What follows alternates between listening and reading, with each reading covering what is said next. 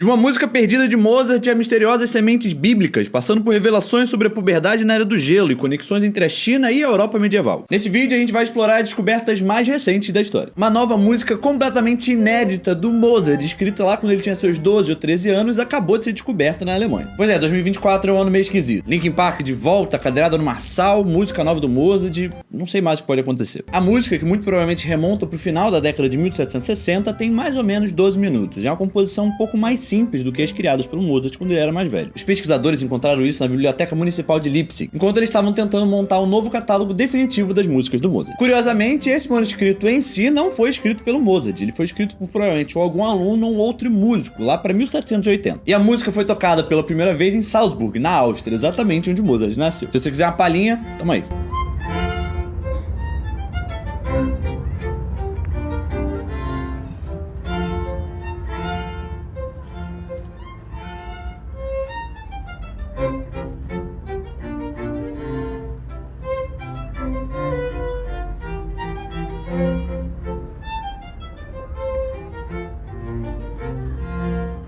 E a nossa próxima descoberta vem do coração da França, especificamente da Catedral de Notre-Dame. Durante esse trabalho de reconstrução por conta do trágico incêndio de 2019, os arqueólogos encontraram uma coisa muito esquisita. Em 2022, 2 sepulturas foram encontradas sobre a nave da catedral, caixões de chumbo enterrados há séculos, com mistérios que remontam a tempos mais antigos. Graças a uma placa de bronze de um dos caixões, a gente conseguiu descobrir qual foi o primeiro corpo, Antoine de Laporte, que era um cônego de Notre-Dame que faleceu lá por volta do Natal de 1710, com seus 83 anos. Um homem de vida longa e sedentária. Já o segundo caixão revelou uma história bem diferente. Enquanto Laporte viveu até os seus 80 e poucos anos, o segundo corpo era de alguém aparentemente jovem, com apenas 30 e poucos anos de idade. E os seus ossos demonstravam um sinal de vida bastante ativa, especialmente com a prática de cavalgadas, o que deu para ele o apelido de cavaleiro. E a identidade desse cavaleiro permaneceu um mistério por alguns anos, até que os novos estudos revelaram um nome bastante inusitado: Joaquim du Bellay. É um famoso poeta francês do século XVI. Du Bellay faleceu em 1º de janeiro de 1560, e o que a gente tem registro, ele era conhecido como um grande cavaleiro. E os seus registros mencionavam algumas doenças crônicas, que hoje a gente sabe que era tuberculose óssea e meningite, o que faz muito sentido com o corpo encontrado em Notre-Dame, que tinha bastante problemas, especialmente na ossada dentária. Além disso, o crânio aparecia uma deformidade pelo uso de uma faixa que era muito comum ser utilizado com crianças na época do Debellay, que é um poeta super famoso e até agora ninguém tinha encontrado onde ele tinha sido enterrado, o que provavelmente não foi em Notre-Dame, originalmente, né? Mas pelo menos de qualquer jeito, com essas mudanças todas, a gente conseguiu finalmente encontrar esse corpo dele. Indo agora pro Egito, especificamente pro templo de Edfu, que é um dos mais bem preservados do país, a gente conseguiu uma descoberta muito interessante. Durante uma restauração recente, arqueólogos e restauradores conseguiram encontrar hieróglifos e inscrições pintados com cores bastante vibrantes, que estavam escondidas por meio de muita sujeira e poeira dos milênios acumulados. E essas cores indicam que a estética religiosa era bem mais vibrante e colorida do que a gente imaginava, e ajuda a entender um pouquinho mais como é que isso visualmente de fato aparecia naquela época. E direto de Israel, uma descoberta botânica está intrigando bastante estudiosos e religiosos. Uma semente de bálsamo de 1000 anos foi encontrada nas escavações do deserto de En Bokek, na Judéia. E essa semente pode ser a responsável para a gente conseguir finalmente recriar o bálsamo bíblico, uma substância rara e valiosa mencionada em vários textos religiosos, entre eles a Bíblia. Os cientistas acreditam que com essa semente a gente vai conseguir de fato recriar essa planta milenar, e com isso estudar as suas propriedades e seus usos históricos. Se de fato eles conseguirem cultivar e florescer essa planta, vai ser uma reviravolta completa na arte botânica contemporânea. Em uma emocionante vitória para a preservação do patrimônio cultural, construções assírias foram devolvidas de fato para o Iraque, depois de terem sido roubados por quase 40 anos. O relevo devolvido é do século IX a.C.,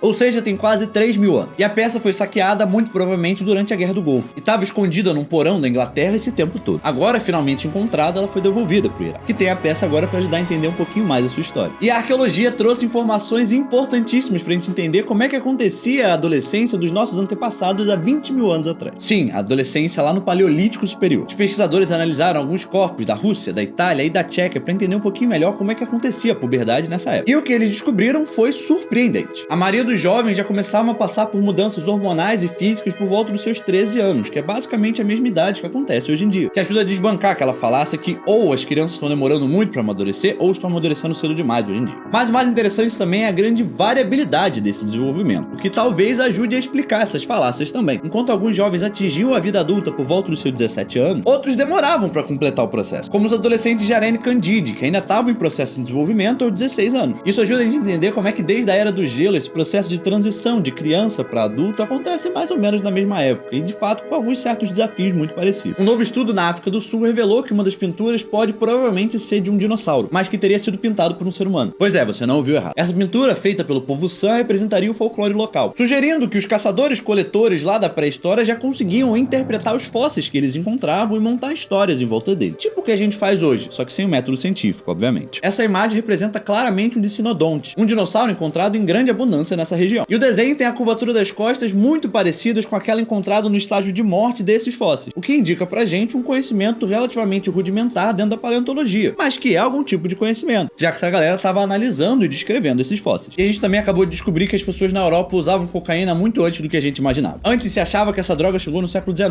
mas a gente tem evidência agora, analisando alguns crânios, que ela chegou no século XVII. Restos cerebrais encontrados em alguns corpos em Milão têm pra gente alguns indicativos do uso da substância cocaína, que é o principal alcaloide da folha de coca, assim como benzoilecgonina e igrine, que são substâncias derivadas da matigação da folha de coca. Não é que essas pessoas de fato utilizavam a cocaína sintética que a gente está acostumado hoje, mas sim mascada folha de coca, que é uma prática nativa muito comum da América do Sul. O que faz muito sentido, porque a época onde esses corpos viviam, que estão lá em Milão, era um território sob domínio espanhol, que era o povo que também controlava os territórios da América do Sul, onde a prática da folha de coca acontecia. Então é bem provável que através desse comércio marítimo essa prática tenha chegado também na cidade, que obviamente ajuda a gente a entender melhor sobre o processo de utilização das substâncias dentro da Europa e no mundo em geral também. E uma descoberta conecta o Oriente e o Ocidente de uma maneira fascinante. O famoso leão alado de São Marcos, um dos grandes símbolos de Veneza, provavelmente é feito na China, lá na dinastia Tang. Pesquisas novas descobriram que o chumbo utilizado na construção veio do rio Yangtze, na China. Isso é muito interessante porque antes a gente achava que esse material tinha vindo da Anatólia por conta da cultura helênica, e não é verdade. E esse leão também tem características estilísticas dos leões Shen Musu, os guardiões de tumba da dinastia Tang, como as narinas largas, o bigode voltado para cima, a boca aberta com caninos proeminentes. E essas figuras guardavam os túmulos e protegiam eles de espíritos malignos, o que pode ajudar a explicar as características místicas do leão veneziano. Pesquisadores acreditam que esse leão chegou na Itália através da Rota da Seda, mais antiga rota de comércio do mundo antigo. E é possível também que ela tenha chegado em Veneza em vários pedaços e tenha sido remontada para se adaptar ao símbolo local de São Marcos, que é o padroeiro da cidade. A gente não sabe ainda exatamente como é que o leão chegou, mas algumas teorias traçam que provavelmente veio ou pelo pai ou pelo tio do Marco Polo, que visitaram a corte mongol em Pequim por volta de 1266. De qualquer jeito, o que a gente sabe mesmo é que esse leão já estava lá em 1295, quando Marco Polo volta da sua expedição para a China. E aqui no Rio de Janeiro, um mural de 150 metros em homenagem a Machado de Assis foi construído na fachada da Academia Brasileira de Letras. O Machado foi escolhido não só porque ele é um grande ícone da literatura brasileira, mas também porque ele é um dos fundadores da Academia Brasileira de Letras. E a pintura tem várias referências a Dom Casmurro, Memórias Póstumas de Brás Cubas e todas as outras obras que o Machado já fez. Se você é do Rio, vale a pena dar uma olhada. Mas é isso, essas são todas as descobertas da semana. Foi bastante coisa, né? Se você quiser ficar sabendo das notícias um pouquinho antes e ajudar a financiar o canal, a gente tem o nosso grupo exclusivo, que tá sempre aqui na descrição. Lá, para além disso, vocês vão ter vários outros benefícios. Dá um confere que você vai gostar. E se você curtiu o tipo de conteúdo que a gente faz aqui e não conhece o canal, aproveite e já se inscreve. E se der também, compartilha com alguém que possa gostar desse tipo de conteúdo. E se você não conhece alguém que pode gostar desse tipo de conteúdo, fica tranquilo que eu te ajudo. Na descrição também tem o nosso link pro nosso grupo do WhatsApp, com outras pessoas apaixonadas por história, para você bater um papo. Mas é isso, vejo vocês semana que vem.